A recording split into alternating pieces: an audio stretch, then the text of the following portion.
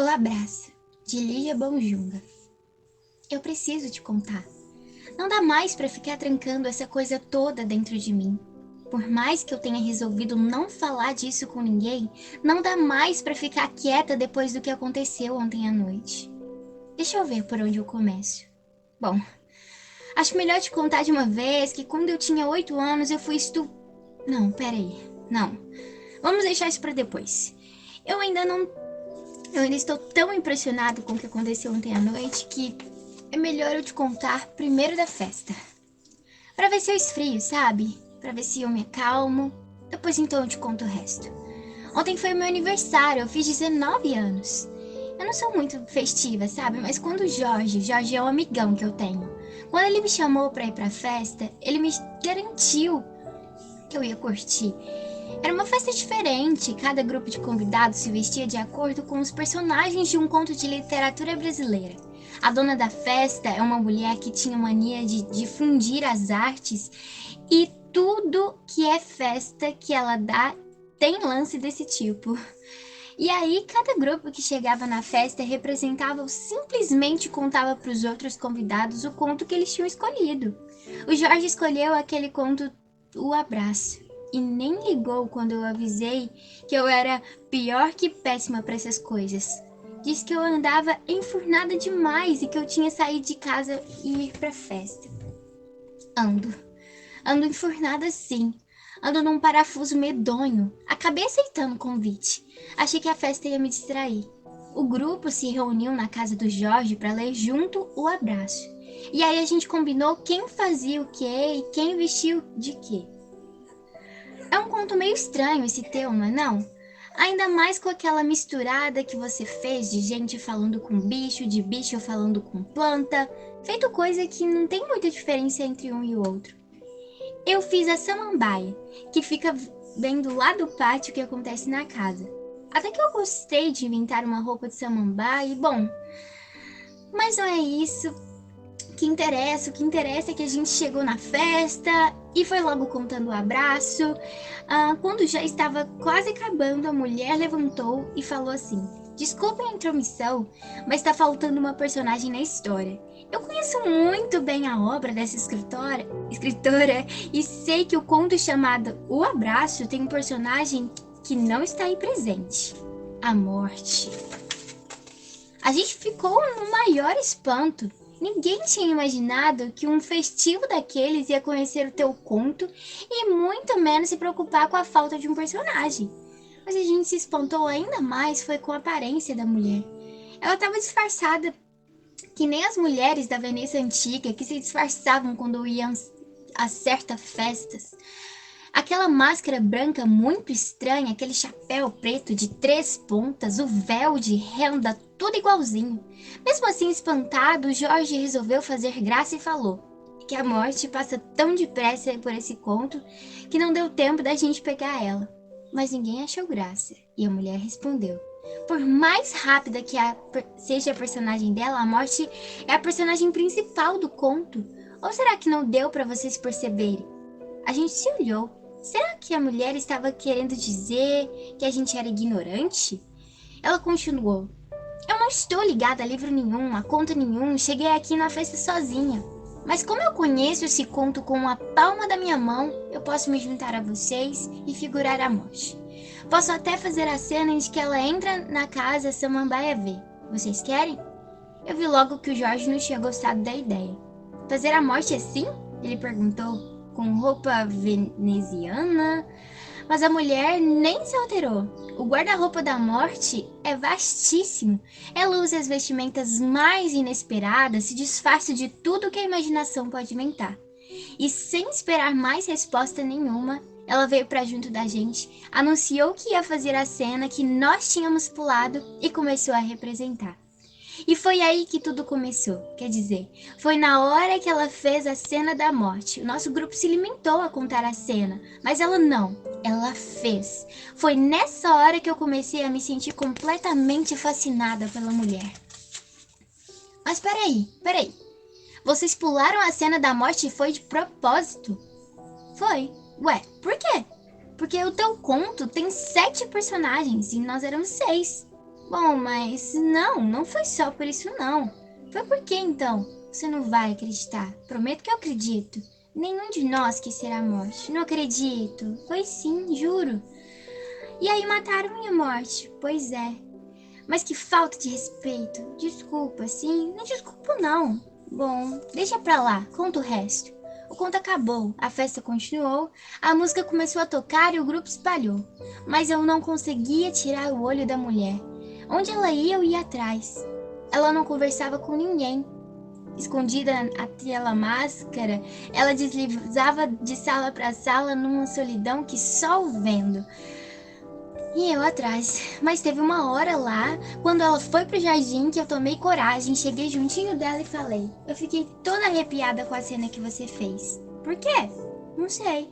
Quer dizer, eu acho que foi porque você representou tão bem e ficou tão forte de ver a morte assim.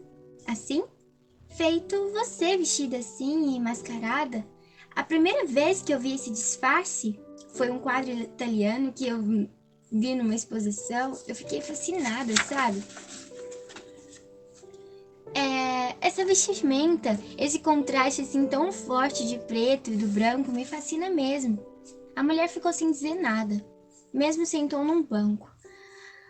Feito uma coisa que estava pronta para conversar, mas eu sentei também.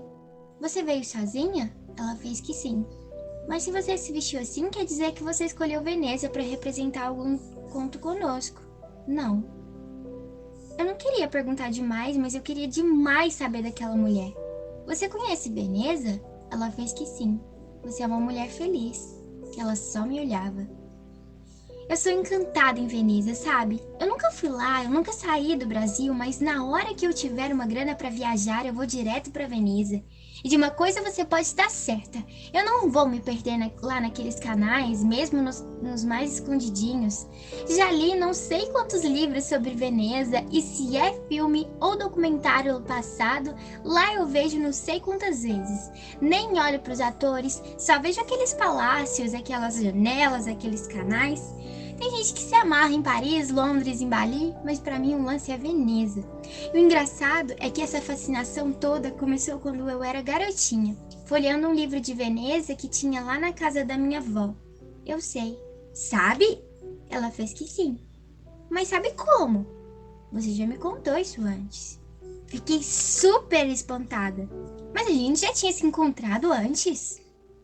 Nessa hora a música parou de tocar e a voz anunciou no microfone que um outro grupo tinha chegado e que ia apresentar um novo conto. A mulher se levantou e foi indo para a porta da sala. Fui junto. Eu estava morta de curiosidade. Mas, hein? A gente já tinha se encontrado antes? Muitas vezes. A gente brincou junta quando era criança. Disse isso e me abraçou. Justo quando ela estava me abraçando, anunciaram que o conto que ia ser contado começava ao escuro. As luzes se apagaram. O abraço se acabou. Eu fiquei ali, paralisada. O abraço era o mesmo. Era o mesmo. O abraço era o mesmo que a Clarice tinha me dado. Clarice! Eu gritei. Psiu! Clarice! Eu tateei no escuro, querendo retomar o abraço, querendo sentir de novo a presença dela. Psiu! Clarice! Fizeram mais psiu e eu não disse nada. Não me mexi mais. Meu coração tinha saído disparado de medo. Medo de não ver mais ela na hora da luz acender, medo de ver ela na hora da luz acender, mas ela qual das duas Clarices estava escondida atrás do véu preto, da máscara branca? Qual delas? Mais tarde eu soube que a apresentação do conto tinha sido curtíssima. Para mim, pareceu um ano, o tempo que tal grupo ficou ali falando no escuro. Quando no fim a luz se acendeu, a mulher tinha sumido. Vasculhei a casa, varanda, jardim, perguntei a todo mundo, ninguém tinha visto ela. Eu fiquei quieta assim porque tá difícil, sabe? Tá difícil de mexer nisso. Tá meio ruim de botar pra fora uma coisa que... sei lá, uma coisa que eu pensei tanto tempo resolvida que ia ficar dentro de mim. Sabe? Uma coisa que mais me impressionou quando eu era criança foi o sumiço da Clarice. Quando eu tinha 7 anos, a Clarice veio morar no mesmo prédio que a gente morava. lá no Flamengo, justo no mesmo andar. A gente turmou logo e ficou assim, ó, unha e carne. Onde uma ia, a outra ia atrás. E um dia Clarice sumiu. Você não pode imaginar o drama que foi. Quer dizer, é claro que você pode imaginar. Imagina uma menina lindinha, do cabelo comprido até aqui, e que vai com a família passar as férias, São Pedro Abdala, da aldeia, e some num fim de tarde. Um vizinho viu ela na praia conversando com um homem, e depois disso ninguém mais viu a Clarice. Vasculharam tudo, o fundo da lagoa, o mato preto, tudo que é terreno baldio, polícia, corpo de bombeiros, associação de moradores.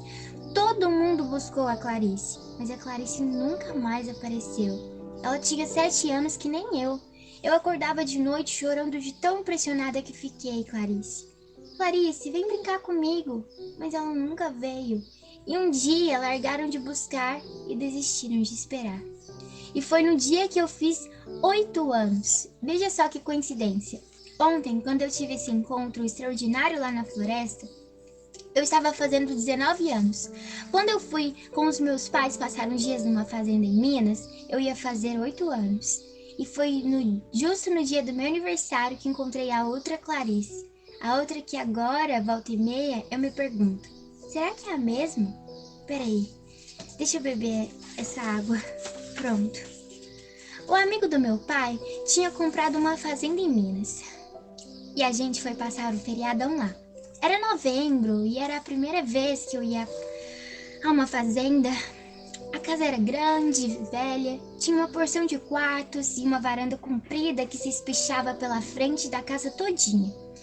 E tanta coisa em volta, o pomar, o galinheiro, o chiqueiro, tinha um cavalo para montar, tinha mata, o bambuzal, tinha um campo muito verde para o gado pastar e eu fiquei deslumbrada. Tinha uma casa de cupim, às vezes alta assim. E quando eu passei perto da mata, ouvi um grito de tanta ave. No capinzal eu não entrei porque disseram que tinha cobra. Logo no primeiro dia eu fiz um mundo de descobertas. Buraco de tatu, formigueiro, casa de marimbondo, largato tomando sol. E quando foi ficando de noite eu vi uma lua grande saindo dentro da mata. Eu achei incrível. Dormi ouvindo o silêncio que eu nunca tinha ouvido numa cama diferente das que eu tinha dormido. Era de ferro e tinha pernico embaixo, o banheiro era muito longe, pinico embaixo. E de manhã, cedo, teve cantoria de galo, que eu nunca tinha escutado, e depois leite tirado na hora, que eu nunca tinha provado. E também tinha um cheiro que eu não conhecia, porque lá no meio da noite, isso eu não vi, me contaram. O tempo virou, choveu muito e eu tinha cheiro de terra e capim molhado. Que diferente que era do apartamento pequeno onde eu sempre morei aqui no Rio. Era tanta coisa para descobrir na fazenda que eu nem me importei mais de ser só eu criança no meio de gente grande. De tudo que eu tinha descobrido e gostado, o que eu mais gostei de descobrir foi o rio. No dia seguinte da chegada, na hora do calor e depois do almoço, os grandes preguiçando num papo, se balançando numa rede, eu saí andando para continuar as minhas descobertas. E lá pelas tantas, numa curva do caminho, eu vi o rio. Largo, rio de praia na margem, imagina? Saí correndo, quis chegar depressa naquela praia tão diferente de todas as que eu vi aqui no Rio. Eu pegava que praia era coisa de mar, só de mar, era uma prainha pequena, estreita, se emendando na mata e de um jeito tão gostoso que a sombra de uma porção de galhos ficava balançando na água. Já tinha me avisado que não era para entrar no rio. É perigoso, disseram. A água parece mais mansa, mas a corrente é forte, te arrasta. Mas tudo era tão bonito que eu não resisti. Fui enfiando o pé naquela areia molhada, que delícia! Fui entrando dentro da água bem devagar, para ir vendo aquele pedaço de rio dava pé. A água era muito limpa, nunca mais vi um rio de água assim. A gente vinha todo fundo. E não demorou e eu vi um peixe passando. Me deu medo. Peixe morde? Saí da água e deitei de barriga para baixo, vendo se via mais peixe passar. Foi quando eu estava assim, debruçado na areia, que tive a sensação de alguém por perto. Me virei. Parecia um homem e estava sumindo atrás de uma árvore. Fiquei olhando, não vi mais nada. Eu estava de cara mergulhada na água e de olho bem aberto quando um peixe passar. Quando eu senti alguém segurando firme o meu braço, desmergulhei. Tinha um homem ajoelhado ao meu lado, me segurando, feito uma coisa que não era de si para eu escapar. Mas primeiro eu vi ele na água, entende? Refletido na água. E por um instante, muito forte, eu tive a impressão de que ele era um homem feito de água.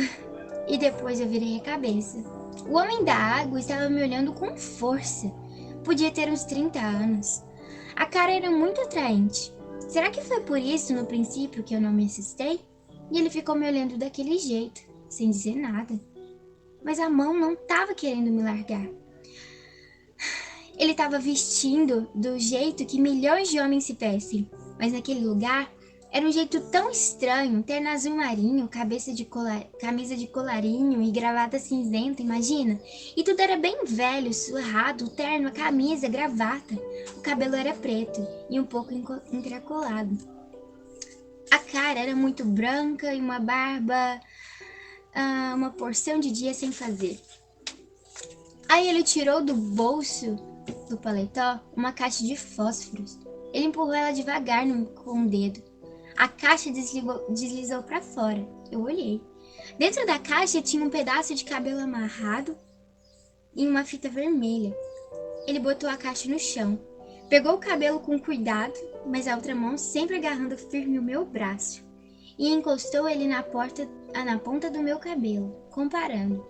Olhou para mim com uma expressão assim. Como é que eu vou dizer? Assim, entre contente e terna. Olhei para as duas pontas de cabelo e me admirei. Que igual que era. É meu? Eu perguntei. E ele disse que era. E como é que foi parar aí dentro dessa caixinha de fósforo? Eu cortei um pedaço do teu cabelo. Quando? Já faz tempo. Eu olhei para ele, duvidando. Ele guardou o cabelo na caixa de fósforos e empurrou ela para dentro com o dedo. Guardou ela no bolso. Vem, ele disse, e me puxou. Aonde? Lá, onde eu te cortei o cabelo. Mas eu não lembro, eu vou te mostrar. Apertou a minha mão na dele, me puxou e a gente beiradou. Um pouco riu, depois encontrou o capinzal. Ele começou a andar mais depressa, então eu andei mais devagar. Ele me puxou pela mão, eu parei. Ele puxou mais forte. Eu dei para trás. Olhei para ele. Ele estava de testa franzida, me olhando. Meu coração bateu esquisito. Eu quero voltar para casa, eu falei. Ele falou, te levo. Não, eu te levo, vem. E ele me puxou mais forte. A gente entrou mais fundo na mata. O sol sumiu, me deu medo.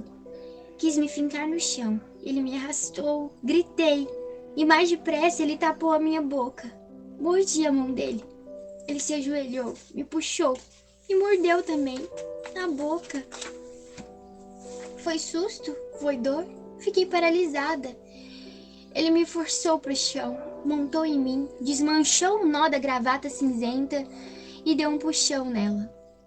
Vai me matar? Passou a gravata pela minha boca.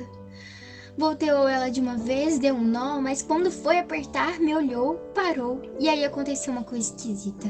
O olho dele riu pra mim. Que bom que eu te achei, ele falou. E a cara dele ficou tão suave que o meu medo foi melhorando. Ah, então ele não vai me matar? Se eu apertar esse nó, vai doer. E dessa vez eu não quero te machucar. Afrouxou o nó da gravata e eu me lembro de ter pensado como é que ele conhece se eu não conheço ele. Assim, já de medo um pouco passado, eu perguntei, quando é que a gente se encontrou antes? Você não lembra? Fiz que não. Não lembra? Eu não sabia o que eu dizia, ainda mais assim, de gravata roçando a minha boca e do corpo preso nele. E ele assim, de olho dentro do meu olho. Parecia que quanto mais ele me olhava, menos eu ia sabendo o que eu fazia, o que eu sentia. Mas agora vai ser bom de novo, não vai? Desenrolou a gravata. Você não vai gritar de novo, vai? Alisou meu pescoço. Eu continuava parada. Ele guardou a gravata no bolso, levantou e me puxou pela mão. E a gente foi indo por um tempo sem dizer nada. Às vezes eu andava com medo, outras vezes não. Mas também não demorou muito para ter e não ter medo. Logo adiante, numa pequena clareira ali da mata, tinha um barraco de pau a pique, teto de sapê, cara que tinha sido abandonado já faz tempo. Na certa morava um garimpeiro, de quando eles andavam por ali procurando outro rio. O homem teve de fazer força com o ombro para conseguir empurrar a porta. Meu medo voltou de novo, agora mais forte. Puxei a mão com força, querendo escapar. Quem diz? A mão dele tinha se fechado no meu braço outra vez. A porta se abriu, jogando um pouco de claro lá dentro. No chão tinha uma esteira, tinha uma roupa espalhada, penca de banana madura, uma garrafa de água e também tinha uma bolsa de plástico aberta. Era pão que tinha lá dentro? Mas eu não vi nada. O homem tinha me puxado e fechado a porta. Senti a mão dele soltando meu braço. Agora eu só vi o escuro. O medo cresceu, virou pânico. Quis falar, a voz não saía, quis andar, mas o meu pé parecia fincado no chão. Ouvi o barulho da porta se trancando. Era o barulho de corrente cadeado também. E depois, silêncio. Senti um peso na cabeça. Me encolhi. Sou eu, não te assusta. E a mão tinha pousado na minha cabeça e começou a fazer festa. Consegui pedir para ele acender a luz. Aqui não tem luz, Clarice. Isso aqui é um barraco muito ruim, mas não fica com medo não. Eu tô aqui. Eu não sou Clarice, eu sou Cristina, eu me chamo Cristina. Clarice, ele repetiu. Cristina, ele riu. Pedi para ele abrir a janela. Aqui não tem janela. Abre a porta então, depois. Tá escuro. Eu não sabia se era cheiro de pão que eu tava sentindo, mas tinha cheiro de terra, isso eu sabia. Eu estava sem sapato e meu pé sentia a umidade do chão da terra. Tá escuro. Eu disse de novo e fui dizendo mais alto. Tá escuro, tá escuro. A mão dele tapou a minha boca. A voz veio chegando para perto do meu ouvido. Eu fiquei com o olho... Eu fechei o olho com força, feito coisa que... Não vendo o escuro, não ia mais ter escuro também. Desde a primeira vez que ele me chamou de Clarice, a lembrança da minha Clarice se acendeu dentro de mim. Quando mais forte a lembrança ficava, mais eu perguntava se a Clarice dele era a mesma que a minha. Quer dizer, se ele estava me confundindo com a Clarice que tinha sido minha amiga.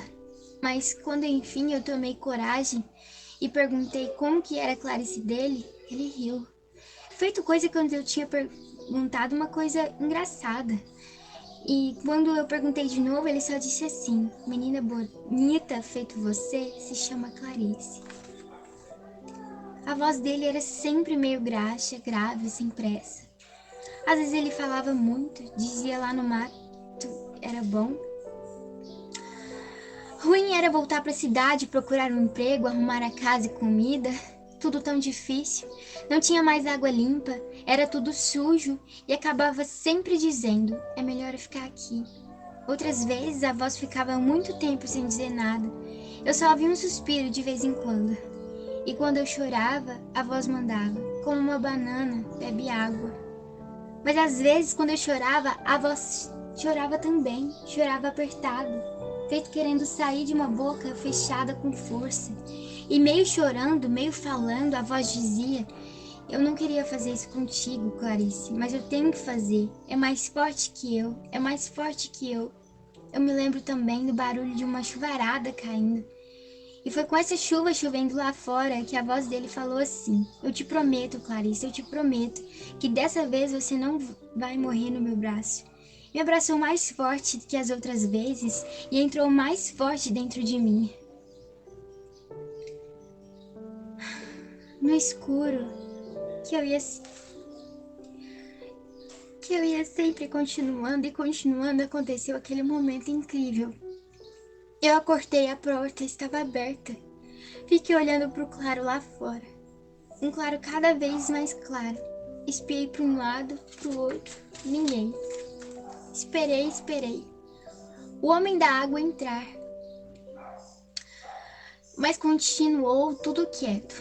Levantei devagar, fui saindo pro claro, ninguém lá fora. Fui andando, andando, vi o rio, fui indo mais depressa e mais depressa. Vi a casa lá longe, desatei a correr. Parecia que a casa nunca chegava de tanto que eu corria e corria. Tinha gente na varanda, era minha mãe que estava ali no meio deles. Eu ainda não tinha o resto de força e gritei, ei, ei! Alguém me viu, apontou, minha mãe veio correndo, nós duas assim, correndo uma pra outra, de braço estendido pra gente se pegar, mas depressa. E como a gente se abraçou. Todos me faziam pergunta ao mesmo tempo. Mas sabe a única coisa que eu queria? Comer jabuticaba. O pé tava cheio, pertinho ali de casa. Colhi logo uma porção e saí da sombra da árvore e fui comer elas no sol. Tinha visto um homem de terno escuro e gravata cinzenta saindo da mata. Eu tinha visto esse homem? Tinha. Esse homem tinha falado comigo? Tinha. Falado o quê? Fui examinar outro pé de jabuticaba. Esse homem tinha me agarrado? Tinha. Minha mãe não tirava o olho de mim, e eu não tirava o olho das jabuticabas. Que maravilha! Ela se agarrava nos olhos juntinho, juntinho uma da outra, que estalava elas no dente, de olho, já escolhendo qual ia pegar depois. E todo mundo tinha uns 50... Tinham 5 ou 6 casais de olho grudado em mim, querendo saber. E aí? E depois? Conta. Fui pegar mais jabuticaba. Contei 6 da minha mão. Eu tinha ficado esse tempo todo com ele? Tinha. Onde? Onde? Joguei uma casca de jabuticaba pro lado da mata e estalei outra no dente. Eles olhavam um para os outros. E a minha mãe tinha uma cara esquisita. Feito coisa que tava morrendo de dor de ouvido. Na mata? Eu tinha ficado na mata? Tinha. Prisioneira dele na mata? Tinha. Ele tinha me batido? Não tinha. Ele tinha... Deixa ela comer jabuticaba em paz, tá bem? Tá bem? Minha mãe berrou. Os homens foram pra mata. As mulheres entraram na casa. Fui experimentar outro pé de jabuticaba. A minha mãe foi atrás. Voltei pro sol. A minha mãe sempre atrás. Sentei no chão, ela sentou também. Levantei e ela levantou. Aonde eu ia, ela era minha sombra. Ninguém mais viu o homem da água. Foi a impressão que ficou valendo, sabe? A impressão que ele era feito de água. Ninguém mais viu ele. De rastro só ficou a casca de banana, garrafa de água vazia e o papel que embrulhou o pão. A minha mãe teve febre, foi pra cama. Eu tive dor de barriga de tanta jabuticaba que eu comi. Quando tudo passou, a gente voltou pro rio. Eu me lembro que eu ficava muito tempo parada olhando pro nada, feito a gente diz às vezes.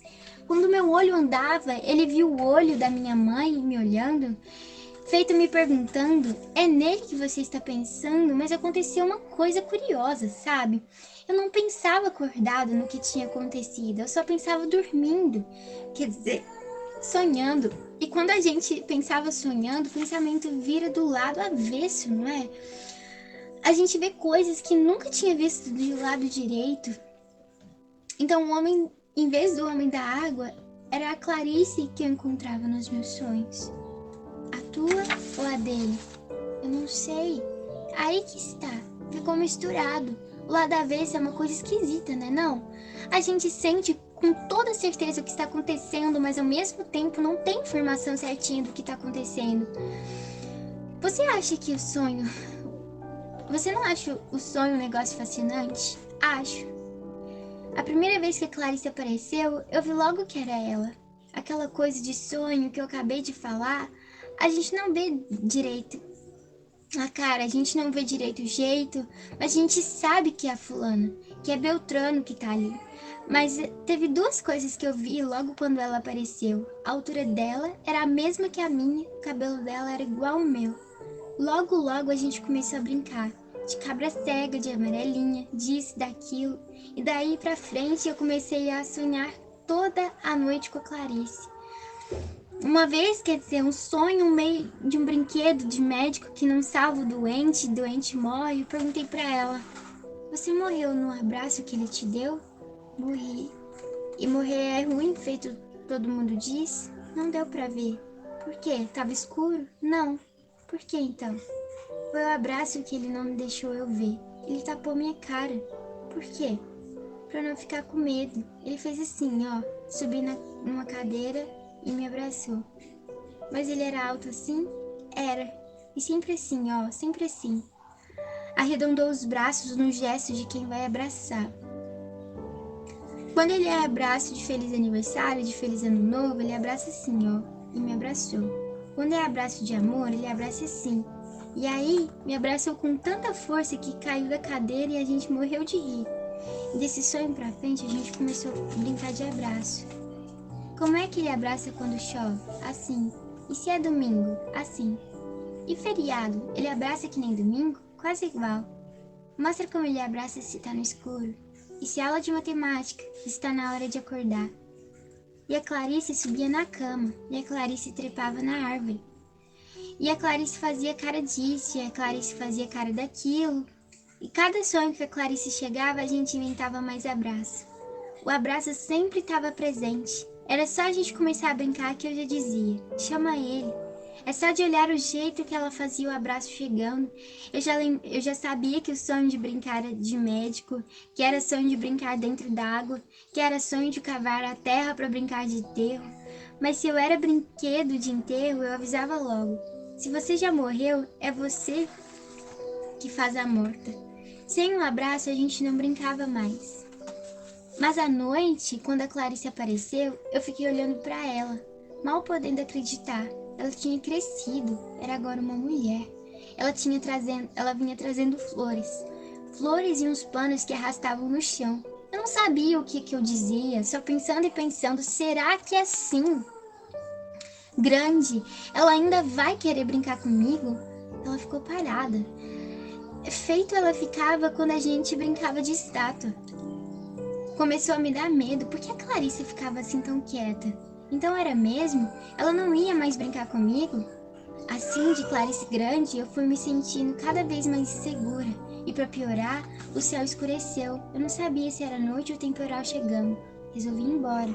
Mas o meu pé se enterrou na areia. E só aí que eu me dei conta que a gente estava junto do rio. Quis perguntar qualquer coisa, mas a voz não saiu. E na hora que eu fui chorar, o choro também estava preso. Parou uma brisa que tinha no ar. Nem folha, nem a flor mexia mais. No rio, a água também foi parando. O tempo também, já não contava mais. De repente me deu um estalo. Você tá morta de verdade. Feito coisa num encanto de quebrado, brisa voltou, a flor balançou, a água correu e a Clarice pareceu que tinha acordado. Fez que sim com a cabeça e falou: é isso aí, Cristina. Eu agora já não sou mais criança. Já não dá mais pra brincar que eu não morri. Eu tava apavorada. A Clarice chegou pra mais perto de mim e disse: eu só vim hoje pra te dar ele. Foi arredondando os braços. Eu nunca mais vou voltar pros seus sonhos, Cristina. Mas eu quero deixar ele contigo. E aí ela me entregou o abraço, me abraçou comprido e eu, perplexa, não reconhecia ele.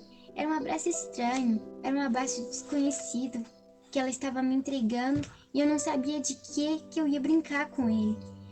Eu acho que ela viu uma estranheza na minha cara na hora que ela acabou de me abraçar. É para te mostrar como é que ele abraça quando não esquece, quando não perdoa. E é esse abraço que eu deixo para ti, Cristina. Para você nunca me esquecer, para você nunca perdoar o que te aconteceu aqui neste rio. Foi indo para trás, sumindo no escuro, dizendo de novo e de novo: é para você não esquecer, é para você não perdoar, é para você nunca esquecer. Acordei de braço trançado no peito, sentindo uma dor horrível aqui. Não sabia se de angústia ou de tanto apertar o braço que ela tinha me entregado. Eu nunca mais sonhei com a Clarice, nem com ela, nem com o abraço. O lado direito desse episódio da minha vida eu tinha esquecido logo depois que eu voltei da fazenda. Não sonhando mais com a Clarice, eu fui me esquecendo do lado avesso também. Meses depois, o esquecimento era total. Feito coisa que o homem da água nunca tinha passado pela minha vida. Desculpa. Desculpa eu ter ficado tanto tempo assim quieta. Eu tava pensando no encontro em que eu tive com a Clarice, quer dizer, com aquela mulher. Você pode imaginar, não é? a aflição que eu fiquei lá na festa quando a luz acendeu de novo. Eu procurei a casa toda, mas eu não encontrei a mulher. Eu já tinha ido pra festa num parafuso medonho. Naquele encontro, logo seguido de um sumiço, e me deixou ainda pior. Eu enfiei no canto mais escondido do jardim e chorei de me acabar. Lá pelas tantas, eu escuto uma voz perguntando: posso te ajudar? A mulher estava do meu lado, disfarçada do mesmo jeito. Ai, que vontade de olhar para a cara dela em vez de olhar para aquela máscara. Sem perder um minuto, eu respondi: pode. Mas antes me diz uma coisa: você é a Clarice, não é? Ela ficou um tempo parada, depois fez que sim. A minha Clarice ou a Clarice dele? Ela ficou outra vez um tempo quieta antes de responder: as duas. Eu podia não. Eu devia ter encaminhado a conversa para ficar sabendo de uma vez que eu queria saber da minha Clarice e da Clarice dele. Mas eu ando tão obcecada por ele, já que eu te conto o porquê, já já você vai ficar sabendo o porquê. Eu ando tão obcecada por ele que em vez de perguntar pra ela tudo que eu queria saber das duas Clarices, eu perguntei: você voltou a se encontrar com ele? Ele quem? Ah, pelo amor de Deus, ele. Então não foi por causa dele que a gente brincou juntas em tantos sonhos? Então não foi por causa dele que a gente ficou tão ligada que às vezes até pensava que era você? E não foi por causa dele que eu fiquei achando que ele sumiu com você quando a gente tinha só 7 anos? Então, pode ser dele que eu tô falando, não é? O homem da água, você sabe disso muito bem. Então, você voltou a se encontrar com ele? Não. Nunca mais? Nunca mais. Por quê? E aí eu resolvi contar pra ela tudo que eu vou te contar agora. Peraí, deixa eu beber mais um pouco d'água. Foi no mês passado, sabe? E a gente, essa turminha que foi à festa, contaram o teu conto. Todo sábado a gente se junta pra ir no cinema, ou pra ir bater um papo, ou pra ir dançar. E aí, nesse tal sábado, a gente resolveu fazer um programa diferente e foi um circo que estava armado lá na Avenida Brasil. Disseram que tinha um número genial de acrobacias e palhaços muito bons. Era a primeira vez que eu ia a um circo, imagina? Quando criança eu nunca tinha visto ao vivo um elefante, uma girafa. E quando os palhaços encontraram no picateiro, eu adorei. Primeiro vieram 2, que pareciam até de mola. Subiam nas costas um do outro, saltavam numa cambalhota, fazia pirueta. Era mesmo uma coisa muito engraçada de se ver. Depois entrou o terceiro palhaço, junto com o cachorrinho branco. O palhaço estava de macacão vermelho, cheio de bolso de botão, um gorro enfiado até o olho, um colarinho branco, largo, redondo, bem folgado no pescoço. E lá pelas tantas ele tirou o colarinho e estendeu dele. O cachorrinho deu um salto, atravessou o colarinho. O palhaço foi estendendo o colarinho para um lado, para o outro, para cima, para baixo, cada vez mais depressa para o cachorro atravessar. E o cachorrinho não errou um salto, parecia desenho animado. O número foi muito aplaudido. O palhaço tirou o gorro para agradecer e só aí deu para ver direito o jeito que ele tinha pintado a cara. Um risco verde vinha do alto da testa, descendo pelo nariz até o queixo, dividindo a cara em duas. Numa boca era fina, a outra grossa. O nariz de um lado era largo, do outro estreito. De um lado era arregalado, do outro não. Uma metade do cabelo era preto, o outro encaracolado, e uma outra era louro e comprido. Nessa hora, a fazenda de Minas acordou dentro de mim, com tanta força que doeu. Feito coisa que tinha levado uma pancada no peito. O rio, a cara do homem na água, o barraco fechado, a voz falando no escuro, os sonhos. Em vez da banda tocando de risada e de palma, do barulho todo do circo, eu só ouvia a voz dele. Eu só senti o peso do corpo dele aqui. O meu olho não me largava mais, o palhaço. Ele tinha enfiado outra vez o gorro na cabeça e o colarinho no pescoço. Mal se via a cara dele, e tinha ido com o cachorro pro fundo do picadeiro, quando o domador de feras tomava conta da cena. Meu coração não parava de correr de susto. O que eu tinha na pintura daquela cara para me trazer assim de volta ao episódio que eu tinha esquecido? A figura do macacão vermelho era tão grotesca que eu até custei para pensar. Quem sabe o palhaço é ele? E aí eu ainda me assustei mais. Quando o domador foi embora, o palhaço jogou um pouco de futebol com o cachorrinho. Ele ajudou a desenrolar o tapete, ajudou a enrolar o tapete, virou uma cambalhota, sumiu. Até o espetáculo acabar, eu não vi mais nada. O olho no fundo do picadeiro, só esperando o palhaço voltar. Não voltou. Meus amigos me sacudiram. Vambora! Tá achando que vai ter mais espetáculo? Vou lá dentro, eu resolvi. Lá dentro aonde? Eu vou lá. Quero ver os artistas de perto. Mas a minha turma não deixou. Tava todo mundo com pressa pra ir numa discoteca dançar. Fui indo embora meio atrasada, de tanto que de repente eu queria ver se era o homem da água que saía de dentro do gorro, da cara pintada, do macacão vermelho cheio de bolsa e de botão. Caí sentada no carro, cansada de ficar assim, tão perturbada. Pedi para me deixar em casa. A essa hora, no sábado de noite, tá doente? Tô. Doente de saber se o palhaço era ele ou não. E se fosse? E se não fosse? Por quê? Por que aquela cara tinha me assustado tanto? Me deixaram em casa. Eu estava arrependida de não ter ficado no circo. Pra ver, pra saber. Nem acendi a luz, tirei a roupa, entrei na cama. Eu tinha frio, eu tremia, eu não dormia. Só lembrava. Fui lembrando tintim por tintim de tudo. Resolvi que ia voltar ao circo. Domingo tinha matinê. E dessa vez eu ia voltar sozinha, pra olhar à vontade para aquele palhaço. E voltei. O circo estava lotado de criança. Era uma zoeira danada. Eu me sentei no meio delas, de olho do fundo do picadeiro, esperando a hora dele entrar. A aflição já tinha começado. O espetáculo da matinê era diferente? E se ele não aparecia? E se isso? E se aquilo? Mas ele apareceu, igualzinho. Ele e o cachorro. E começaram os dois, colarinho pra cá, pra lá, salto, pirueta, cabarota. E quando ele levantou a cara e tirou o gorro para agradecer, outra vez o mesmo susto. Era ele. Era a cara dele que eu ia ver atrás daquela máscara de tinta.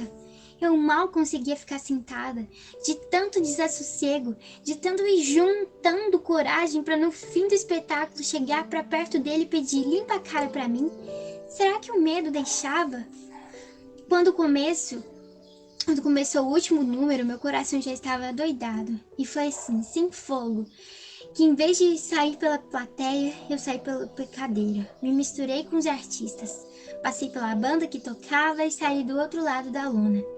Tinha o camarim, caminhonete, caminhão, jaula de bicho, bailarina passando, tinha o domador gritando, meu coração pulando e de repente, muito mais depressa que eu tinha imaginado, tinha aquele macacão vermelho junto do caminhão, de costas para mim, abaixado. O palhaço estava lavando a cara numa bacia d'água, o gorro e o colarinho no chão, a peruca loura em cima do colarinho, o cachorrinho ali perto, farejando não sei o que. Fui indo.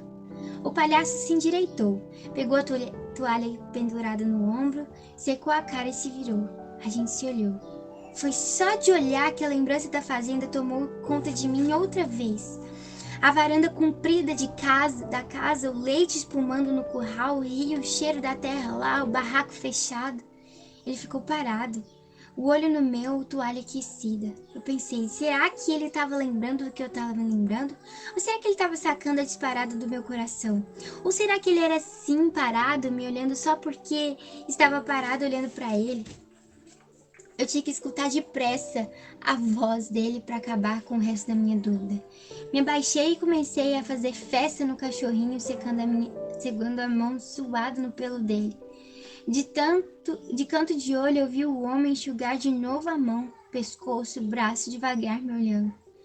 Eu nunca tinha ido ao circo, sabe? Eu disse pra ele, querendo fingir uma voz supernatural.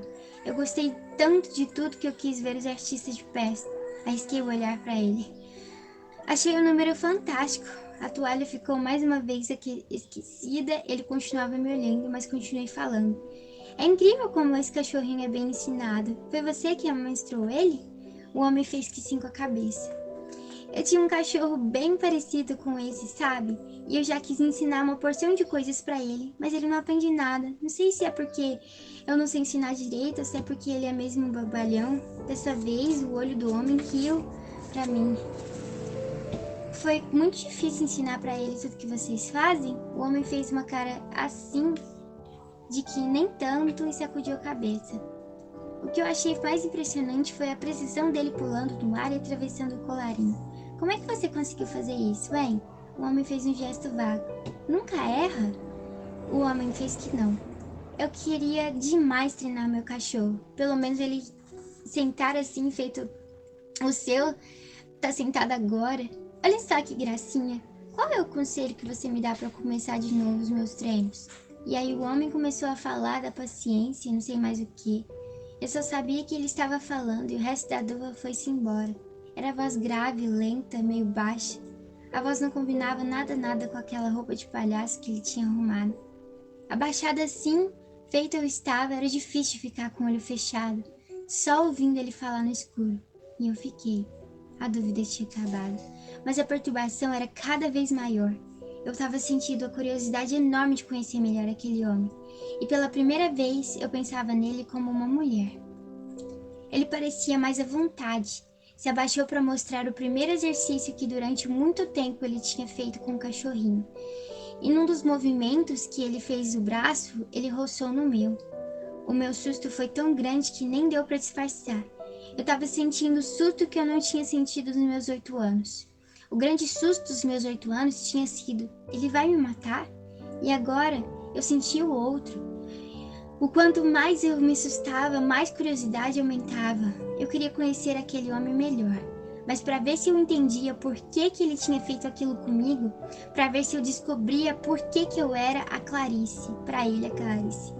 De repente eu precisava saber se a Clarice era uma menina, assim feito lá na fazenda.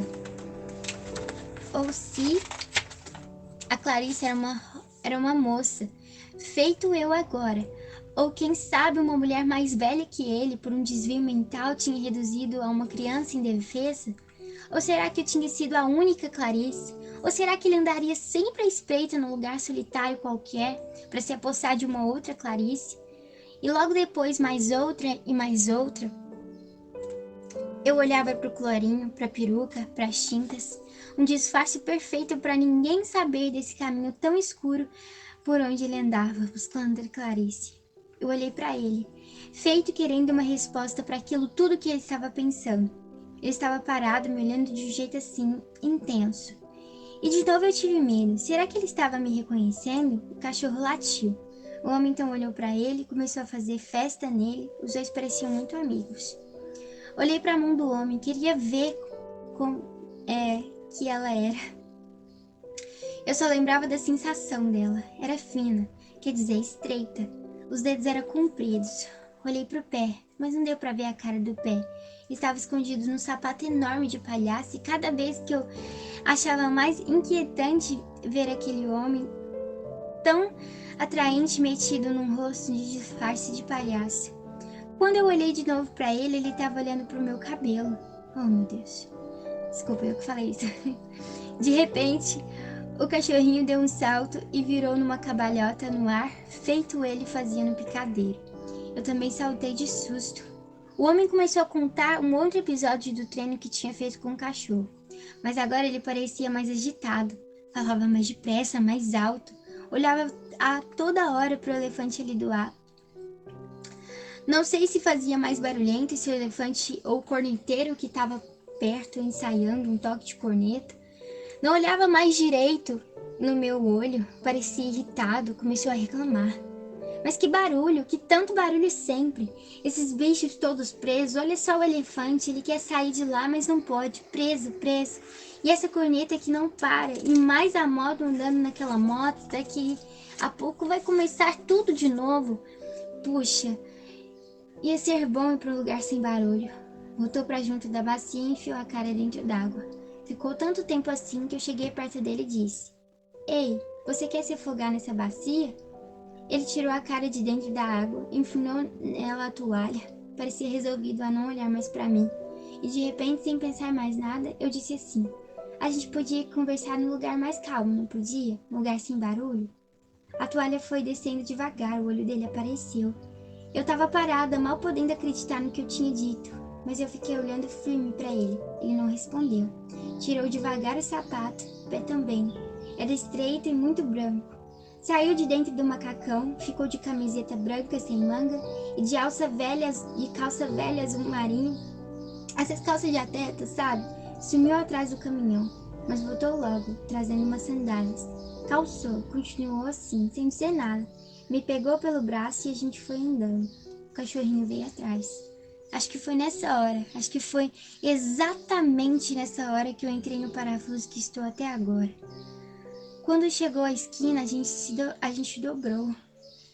Depois dobrou noutra esquina, entrou numa rua inquieta, numa rua quieta. Sempre assim, sem falar. Meu coração martelava aqui. Olha, sabe, não é? A gente tem a impressão de que o coração tá batendo dentro da cabeça. Aí eu comecei a sentir uma coisa que eu achei que era cansaço. E mais uma sede que não faz ideia. Aí a gente passou por um barzinho meio horrível, mas tinha uma mesa e cadeira. O meu era pra meu grande, pra meu imenso alívio.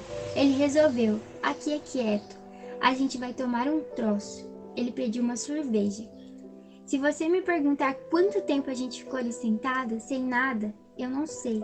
Volta e meia a gente se olhava, e 2 ou 3 vezes a mão dele esbarrou na minha. Quer dizer, não sei, vai ver que a minha esbarrou na dele, mas demorou pra gente ter assim, um encontro de mão, sabe? Mão incrível, não é? Puxa, mão incrível. Mas sabe, na hora que o encontro aconteceu, eu saquei. O que eu tinha pensado que era cansaço, não era. Era minha perna amolecida, o meu peito pensando. O que eu tinha pensado era a vontade de beber qualquer coisa que não era. A minha sede continuava, a minha sensação aumentava. E o que eu ainda não tinha pensado que era, eu comecei a pensar. Era tesão dele. E aí, claro, o parafuso emparafusou mais. Eu não podia sentir o que eu estava sentindo. Eu tinha que ir embora depressa, mas a gente, quer dizer, a mão da gente não se largava mais. Mão, dedo, puxa, são 10. Mas eu nem lembrava mais nada do que eu queria perguntar pra ele, de tanto que eu fui me entregando pro tesão que tomou conta de mim. Não sei quanto tempo a gente ficou nisso, mas de repente ele levantou e disse assim: eu tenho que me preparar pro espetáculo da noite. Começa daqui meia hora. Leva tempo para pintar a cara, arrumar o cabelo, fazer tudo. A gente se encontra depois do espetáculo. Vai ser bom, vai ser bom. E me beijou.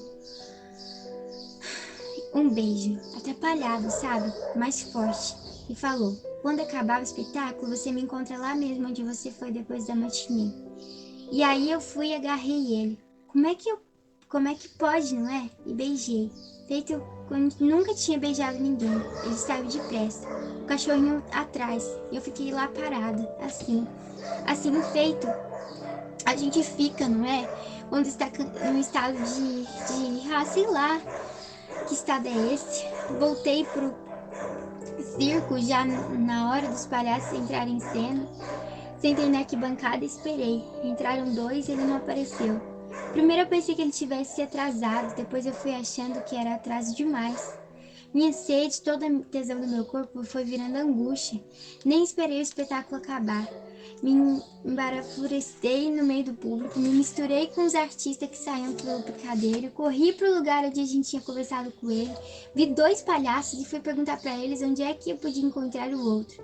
Não podia, ele tinha sumido. Tudo que é dele estava lá. O cachorro estava preso, mas ele tinha sumido. Fiquei alucinada. Se você quer saber a verdade, é isso. Eu fiquei alucinada. Na semana seguinte, eu voltei 3 vezes a Cico, na esperança de que ele tivesse voltado. Nada. Nessas últimas semanas, eu gastei tudo que a grana eu tinha juntado para ir à Itália, Veneza, fazendo sabe o quê? Indo para tudo que é lugar aqui perto, onde eu descobria que tinha circo funcionando. Que doideira, não é? E foi no meio dessa angústia toda que o Jorge me chamou para ir à festa e eu encontrei a Clarice, quer dizer, aquela mulher. Mas justo quando eu estava contando para ela um pedaço da minha história, contando que eu ia de círculo em círculo, esperança de encontrar ele de novo, ela cortou o que eu estava falando. Para com isso, eu não quero ouvir mais nada. E a ordem foi tão forte que eu parei no estalo. Aí ela mandou, me abraça. O quê? Me abraça. Me dá de volta aquele abraço que eu te dei no último sonho que você sonhou comigo. Então você é mesmo, Clarice. E aí eu abracei ela com toda a força que eu tinha. Mas abracei do jeito que eu estava sentindo a vida. Do jeito que eu queria abraçar ele. Mas que depressa ela se livrou do meu abraço. Não foi esse o abraço que te dei. Mas é que o abraço que te dei foi para você não perdoar. Foi para você nunca esquecer que ele fez.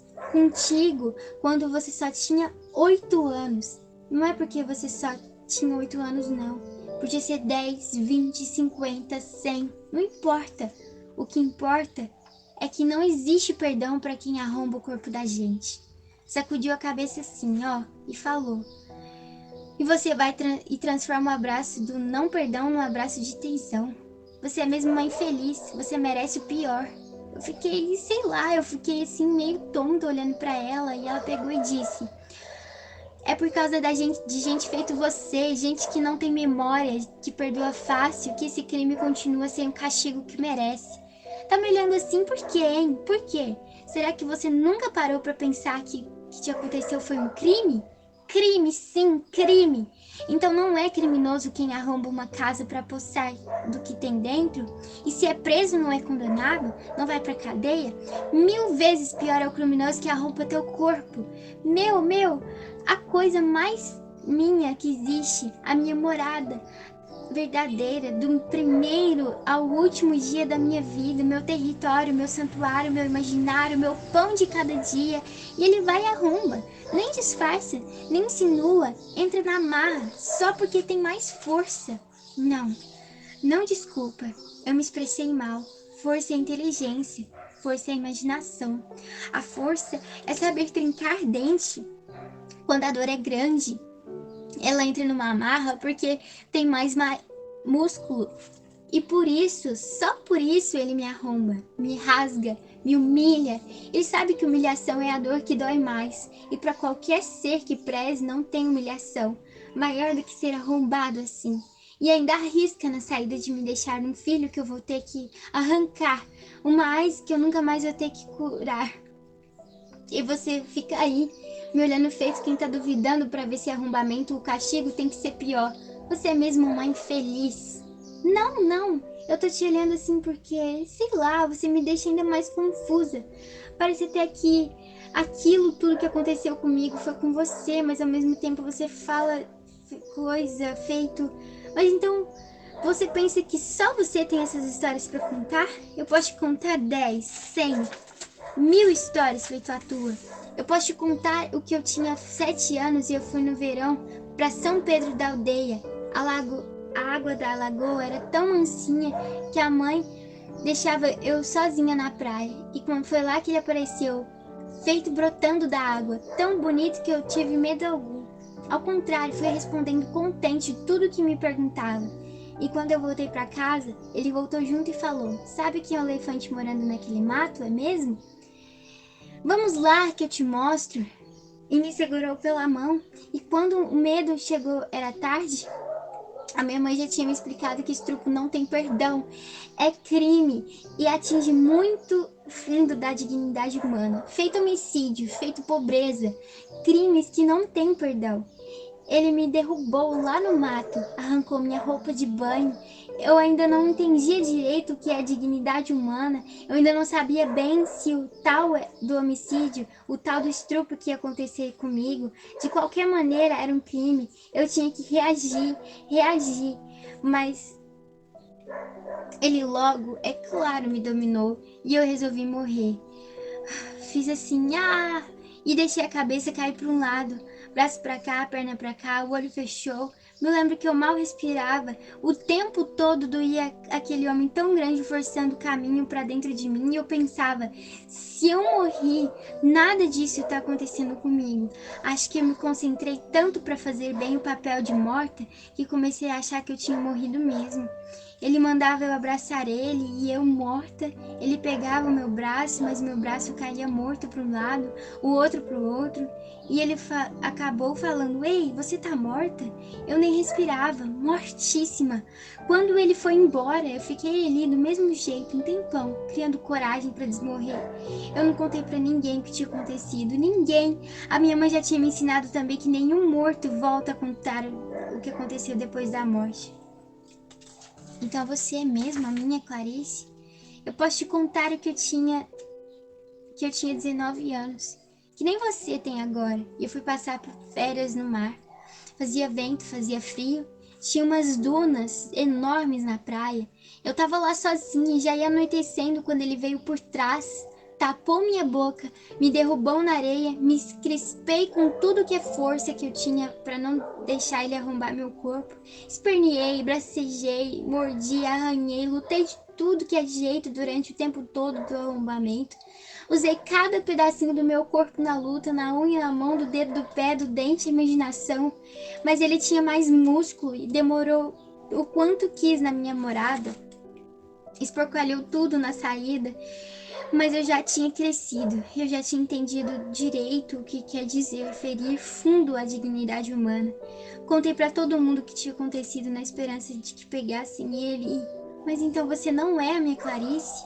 Oh, meu Deus, que diferença faz eu sou Clarice, tua amiga de infância, que saiu de casa e nunca mais voltou.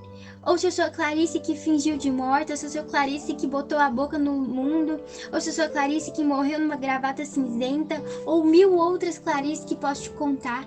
O que se importa, me diz. O que importa é que você está sendo cúmplice de um crime.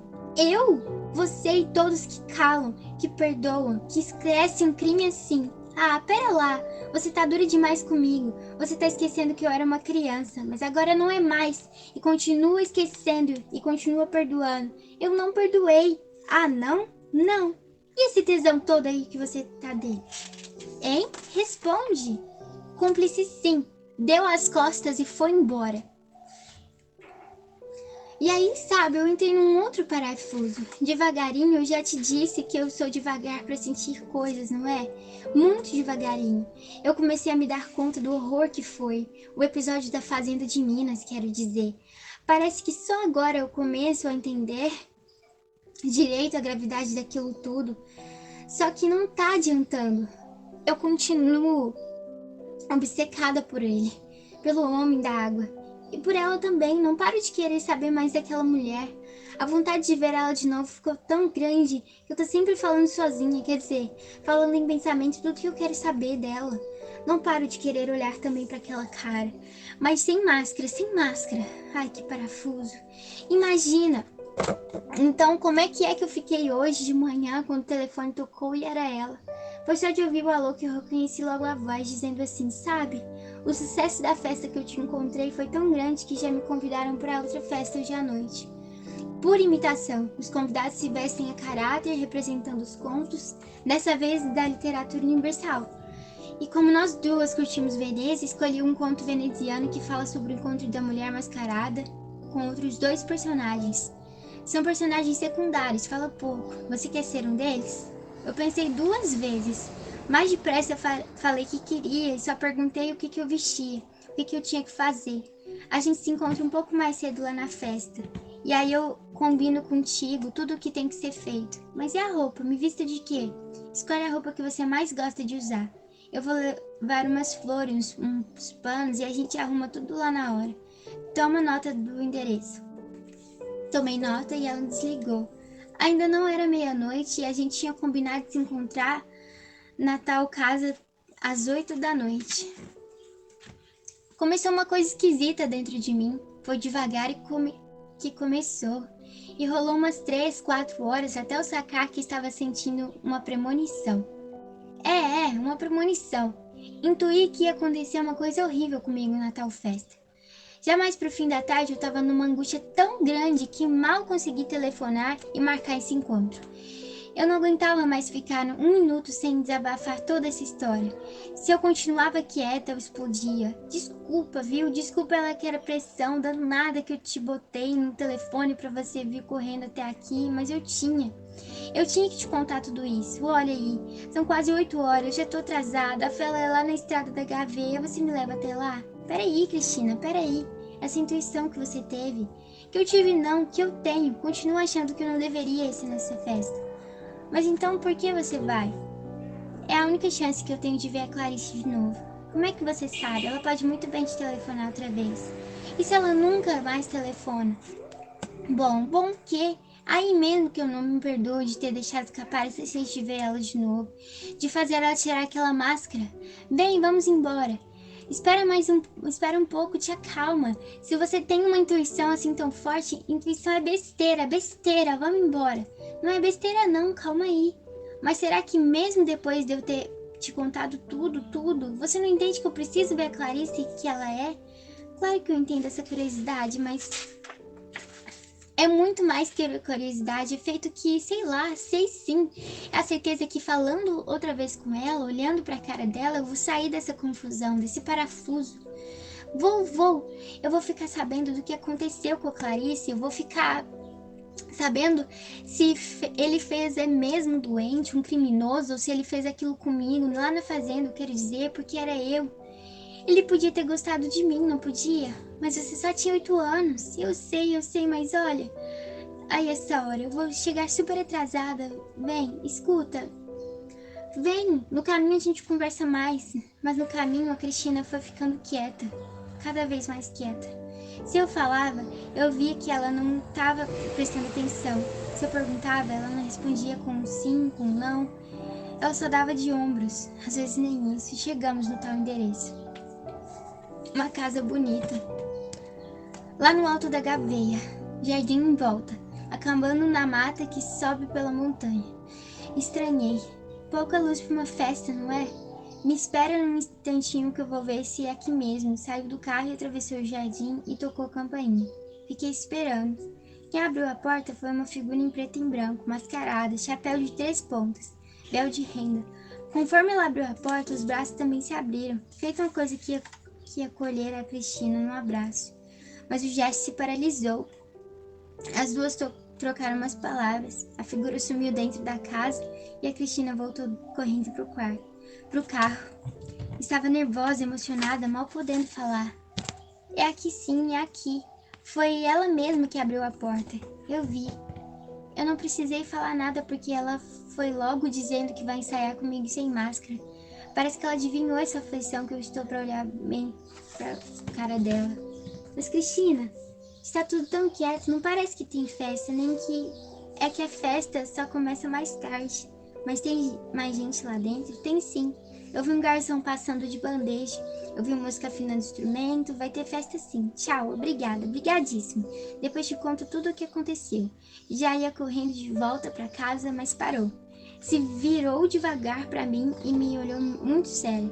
Sabe como é que eu estou me sentindo depois desse desabafo todo? Você vai achar graça, aposto. Estou me sentindo como se eu fosse uma personagem tua. Ué, por quê? Porque você foi a única pessoa que me deu vontade de fazer isso, quer dizer, de entregar assim, desse jeito. Todo esse pedaço de vida ficou parada. Eu pensei até que ela tinha desistido de voltar pra festa. Depois apareceu uma expressão brincalhona no rosto dela. Vê lá se vai acabar que nem eu, hein? Achando que eu sou tua personagem, me botando numa história com princípio, meio e fim. Quem sabe eu volto pra casa já inventando como é que vai ser essa festa, não é? Riu e me deu um beijo. Saiu correndo, entrou na casa e fechou a porta. Os músicos continuavam afinando os instrumentos. Os garçons iam passando bandejas de corpos e pratos. E assim que viu Cristina, a mulher chamou ela pro jardim. Vamos ensaiar lá que é mais quieto. Saíram pelos fundos da casa. O jardim se estendia ainda um bom pedaço antes de acabar na mata. Cristina respirou mais fundo o ar da noite. Aqui tem cheiro de terra, não é? E um brulhinho de grilo também, imagina. Mas que samambaias linda. Olha essa daqui. A história que eu vou te contar é a história de uma mulher que Cristina interrompeu. Você disse que ia tirar a máscara pra gente ensaiar. Sem dizer uma palavra, a mulher chegou bem perto da Cristina e esticou o pescoço. Cristina ficou mais ainda nervosa. Por que ela tinha que tirar a máscara? A mulher esperando. De coração meio disparado, Cristina pegou o gesso branco e puxou a máscara. A mulher não mexeu. Cristina puxou com mais força. Nada. Me ajuda, Clarice. Mas a mulher também não se mexeu. Clarice, eu não tô conseguindo, me ajuda. A mulher irmã, mas de repente a mulher avisou. Olha ele aí chegando, outro personagem do nosso conto. Cristina se virou. Ficou parada de susto. Era um palhaço de circo. O macacão, o colarinho, a peruca, tudo era igual ao palhaço dela. Será possível que... Será que era ele? De olho agarrado no olho de Cristina, ele veio vindo sem pressa. E quando chegou junto dela, fez um gesto com a cabeça para a mulher. Ela me chamou para fazer o terceiro personagem do conto que ela quer contar. É um palhaço. Você sabia, não é? Ah, então era mesmo ele. A voz baixa, grave, pausada. Ela tinha decorado tão bem. Era ele. E o susto de Cristina se misturou com fascinação. A voz de Cristina quis dizer que não sabia, que só, assim, toda confundida de santo e de encantamento, a voz não saiu. Foi a cabeça que acabou respondendo, fez devagar que não. Ah, pensei que soubesse, ele disse, e estendeu a mão. Primeira mão ficou um pouco mais indecisa, mas acabou indo pro cabelo de Cristina. Alisou ele com gosto. Depois foi escorregando pelo pescoço, pelo ombro, pelo peito, pelo braço, até chegar na mão de Cristina. Segurou ela firme e puxou. Cristina vai se deixando puxar lá pro fundo do jardim, mas de repente se lembra da mulher, empaca. Olha para trás, não vê ninguém. Grita Clarice, mas a mão do homem tapa o grito depressa. Chega na cabeça de Cristina a lembrança forte do rio passando, do cheiro de pão, da chuva batendo o teto do sapê. A mão do homem pula da boca de Cristina para o bolso do macacão. O jardim vai se desmanchando na escuridão. Mas Cristina ainda vê a gravata cinzenta, ainda no bolso vermelho. Quer gritar de novo, mas gravata cala a boca do grito. E não adianta o pé querer se fincar no chão e nem a mão querer fugir. O homem domina Cristina e a mão dele vai puxando, o joelho vai empurrando, o pé vai castigando, o corpo todinho dele vai pressionando Cristina pra mata. Derruba ela no chão, monta nela, o escuro toma conta de tudo. O homem aperta a gravata na mão, feito uma rédea. Com a outra mão, vai arrancando, vai rasgando, vai se livrando de tudo que é pano no caminho. Agora o homem é todo músculo, crescendo. Só afrouxa a rédea depois do gozo. Cristina mal consegue tomar o fogo. Já sente a gravata se solavancando pro pescoço e se enroscando no nó, que aperta mais. Fim.